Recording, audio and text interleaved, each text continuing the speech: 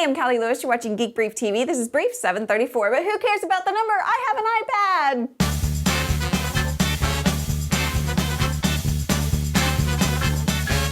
iPads went on sale early this morning, April 3rd. A lot of you pre-ordered an iPad to have it delivered to you while you sit in your pajamas and have some pancakes. I made that mistake with Snow Leopard and didn't get my shipment for a week, so I got up early, didn't have any pancakes, and showed up at the Apple store to ensure I got one this time. On time. I was lucky number 42, the answer to life, the universe, and everything. I've had a couple hours to play with it, so let's dive in. For those of you who haven't been paying any attention, and I know that's some of you, the iPad weighs 1.5 pounds, is half an inch thick with a 9.7-inch screen at a resolution of 1024 by 768. Right now you can only get a Wi-Fi version, but in a month you'll be able to lay your hands on an iPad that has Wi-Fi and 3G access. You can get 3G service from AT&T for $15 to $30 a month and no contract. They come in 16GB, 32GB, and 64GB versions. This is a 16. Rob Walsh over at Today and iPhone was kind enough to put together a price chart you should take a look at. If you go with the 3G version and AT&T, you'll spend the least in a 2-year period. But if you're going to do the Wi-Fi version plus a mobile broadband solution like a MiFi or Clear is going to cost you less than the MiFi. You can find that chart at geekbrief.tv/iPad prices. There is no camera, and I expect that to be available in a future version. Gotta hold something out, right? Battery is supposed to be up to 10 hours. Now, I didn't want to wait that long to get this episode out, so I'll update you next week with my test results on that. The device has a headphone jack, an on-off button, a button for locking the screen in landscape or portrait mode, volume up and down, a home button, speakers, and an Apple USB charging port. There are no regular USB ports. It'll be necessary to use email if you want to transfer Keynote pages or numbers documents. Or you can share via iWork.com. There is no flash, but website owners are scrambling to make sure that's a non-issue by serving up HTML5 compatible videos. Even advertisers are building completely new websites in every effort to make sure users don't end up here when they click an ad. It's too bad Apple's making everyone jump through these types of hoops, but it looks like the end user will be experiencing less flash frustration than we did on the iPhone. Given that the iPad doesn't multitask just like the iPhone, the main difference between the two devices, other than the obvious screen size, is the suite of native iWork apps.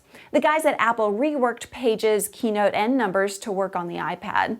I'm pretty impressed by how thorough the applications are. It's more than just the basics. I haven't found a whole lot you can't do, with the exception that you can't import documents, which honestly is kind of annoying. I'm sure I'll find out more stuff as I use the apps more and more over the next week, and I'll be sure to share whatever I find at twitter.com/Callie Lewis. iBooks is completely new and Apple's answer to the success of the Kindle. From the small amount of time I've had with iBooks, I can see enjoying books on it, especially in landscape mode, which is the major difference when compared to the Kindle.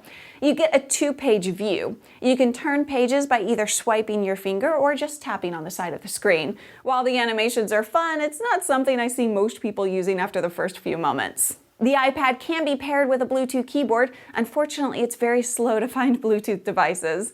There are limited accessories available as of the launch date, but I picked up a couple. The iPad dock is $29 and holds your iPad propped up and charges it at the same time. Your iPad will fit very snugly in the iPad case, $39.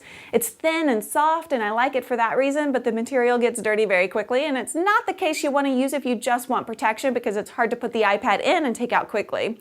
If you just want protection, go with a sleeve accessory. I'm going to be looking forward to trying out some more iPad accessories over the coming weeks. The screen size will prove to be both a good thing and maybe a bad thing. For the most part, for the things most of us want to use it for, the large screen size will be a very positive thing. However, in certain apps, you'll find it hard to maneuver while holding the device at the same time.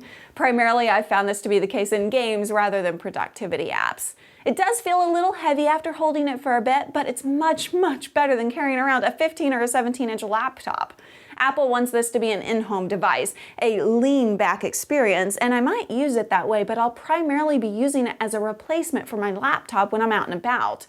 The way Apple and third-party developers are handling the menus and the 2-column view is fantastic. I don't know why I love that so much, actually. It fills the netbook market much better than netbooks ever have. Like I said about the iPhone when it first came out, it's a pleasure to use, with a few small bumps here and there. As textbooks are available on the iPad, it's going to change the behaviors of students, and I find that really exciting. All right, that's it for now. I'll be playing with this thing all day, every day over the next week to find out all of its flaws and figure out where it shines. Follow me on twitter.com/Callie Lewis or facebook.com/Callie Lewis fans for my updates about the iPad and much, much more. Thank you guys so much for watching. I'm Callie Lewis. Now I'm going to go have some fun.